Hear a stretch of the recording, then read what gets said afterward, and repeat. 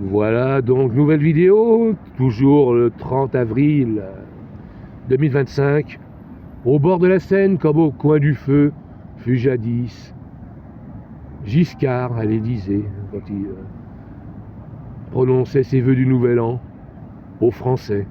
C'était agréable à écouter à l'époque, on se sentait concerné quand les présidents de la République nous présentaient leurs vœux.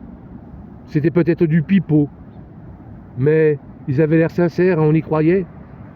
Et on se sentait, comment dire, ça nous mettait du baume au cœur, on était rassurés. Le bon papa président veillait sur nous et nous souhaitait la bonne année, en particulier aux personnes esselées, en difficulté. Aujourd'hui, quand Macron parle, ça fait chier. Je ne sais pas ce qu'il nous raconte, je ne sais pas ce qu'il veut nous faire passer comme message, mais je ne comprends rien, je n'écoute plus les vœux. Hollande, quand il était président, je n'ai jamais écouté ce qu'il a dit. Bref, donc, sujet important, qui ose prétendre que je ne paierai pas mon loyer et qui ne me donnera pas de logement? La police d'Ivry, le vieux maire Philippe Bouissou sans doute.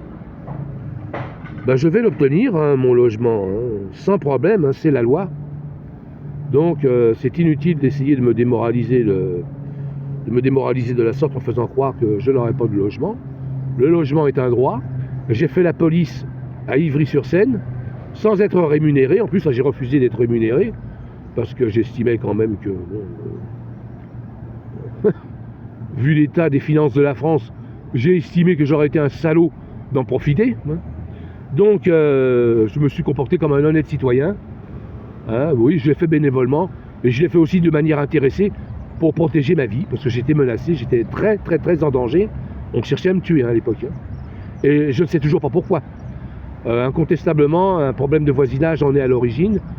J'en débattrai avec le procureur de la République. Ça prendra le temps qu'il faudra, parce qu'il faut que je fasse appel à ma mémoire. Mais ce sera fait, oui.